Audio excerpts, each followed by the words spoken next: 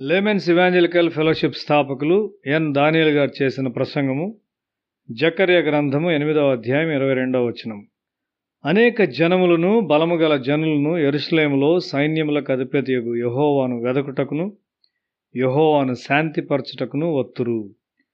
బబులోను చెర నుండి యెరూషలేమునకు తిరిగి వచ్చిన ఇశ్రాయేలీలు మందిరమును కట్టుట ప్రారంభించారు. అయితే ఆటంకములు వచ్చినప్పుడు వారు కట్టుట నిలిపివేశారు. దేవుని ప్రజలు దేవుని కొరకు ఏ పనైనా చేయనప్పుడు వారు తప్పక ఆటంకములు వచ్చునని గ్రహించవలసి ఉన్నారు. ఎందుకనగా చీకటి శక్తులు చాలా ఆటంకములను సృష్టిస్తాయి. అయితే వారు తప్పక దేవుని చిత్తములో ఉన్నామని నిశ్చయత కలిగి ఉండవలసి ఉన్నారు. అప్పుడు వ్యతిరేకత ఉన్నప్పటికీ వారు విజయము చూడగలరు. దేవుని మనస్సుతో ప్రజలు పనిచేయుట ప్రారంభించారు. అటువంటి వారికి ఓటమి ఉండదు. ఎందుకనగా దుష్టశక్తినంతటినీ క్రీస్తు జయించాడు. మనము దేవుని కొరకు దేన్నైనా ప్రయత్నించినప్పుడు మనము దేవుని చిత్తములో ఉన్నామని నిశ్చయత కలిగి ఉండాలి. వ్యతిరేకత లేచినప్పుడు వారు మందిరమును కట్టుట నిలిపివేశారు. వారు వారి స్వంత గృహములను కట్టుట ప్రారంభించారు. దీనికి అక్కడ ఆటంకాలు లేవు. నీవు సౌఖ్యంగా చేయగోరినట్లయితే ఏ విధమైన భయంకరమైన ఆటంకము నీవు ఎదుర్కొనవు. అయితే వారు విత్తి స్వల్పమైన పంటను కోశారు. అదెందుకనగా వారు చీకటి శక్తులకు లోబడ్డారు. జకర్య గ్రంథము 8వ అధ్యాయం 17వ వచనము. తన పొరుగువాని మీద ఎవడునూ దుర్యోచన యోచింపకూడదు. దుష్టత్వమును ఆలోచించు హృదయము దేవుని రాజ్యములో పనిచేయలేదు. విమానమును చూడు, అది ఒక వస్తు సంబంధమైన విషయం. విమానమును నడుపువాడు జీవముతోనున్న వ్యక్తి. అతడు యంత్రాన్ని నడుపును, అది భూమిపైకి లేచును.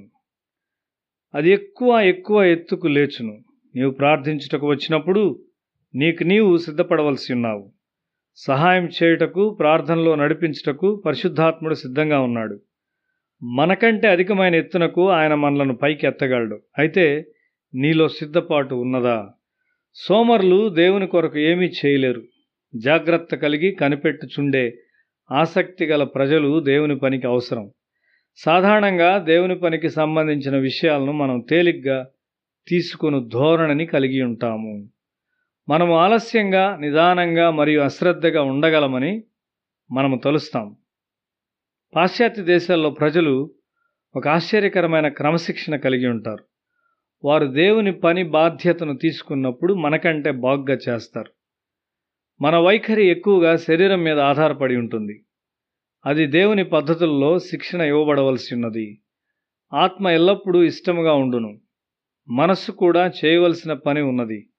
అది కూడా క్రమశిక్షణ చేయబడవలసి ఉన్నది. మనము శరీరము, మనస్సు మరియు ఆత్మను కలిగి ఉన్నాము. దుష్టత్వమును ఊహించవద్దు అని మనం హెచ్చరించబడుచున్నాము. దుష్టత్వమును ఊహించుట ప్రార్థనకు ఒక గొప్ప ఆటంకమై ఉన్నది. నీ హృదయపు లోతుల్లో చెడు తలంపులు దాచబడి ఉండవచ్చు. అవి కనుగొనబడి సమూలముగా తొలగించబడాలి. మా ప్రాంగణంలోనున్న అనవసరమైన తీగ మొక్కలను తొలగించుటకు దానిని దున్నాలి అని మేము కోరాము. ఆ వ్రేళ్లను తొలగించుట సులభమైన పని కాదు. అవి ఎంతో లోతులో ఉంటాయి. చెడు తలంపుల వైఖరులు ఆ విధమైనటువంటివి. అవి మన హృదయాల లోతుల్లో ఉండి మనము ఫలించుటకు ఆటంకంగా ఉండును. నీవు చేయు పనిని సమర్థించు స్వంత కోరికలు, వాంఛలు నిన్ను బలహీనునిగా చేయును.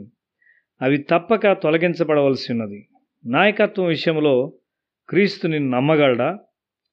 ఒక పవిత్రమైన హృదయము, పవిత్రమైన ఆలోచన నుండి ప్రవహించు క్రీస్తు లాంటి ప్రార్థన నీకు ఉన్నదా? నీవు వర్తమానములను వినుచుండవచ్చు మరియు నీవే కొన్ని వర్తమానములను ఇవ్వవచ్చు. ఎక్కడ స్వీయ చిత్తము మరియు లోతైన స్వార్థపరమైన కోరికలు ఉండునో అక్కడ క్రీస్తు యొక్క ఆత్మ స్వేచ్ఛగా పనిచేయలేడు. శరీరము మరియు మనస్సు గొప్ప ఆటంకములుగా తయారవ్వగలవు. దేవుడు మనలను తిరస్కరించవచ్చు. జాగ్రత్తగా ఉండుము. మనము పిలువబడినాము కానీ మనం ఏర్పరచబడినామా? మనము నమ్మకముగా ఉందామా?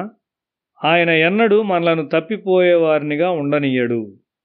ఆయన్ను తప్పైన వానిగా మనము చేయకూడదు. ఆయన మనలను విజయులుగా చేయుటకు మన చుట్టూ ఉన్న అవసరత చాలా గొప్ప.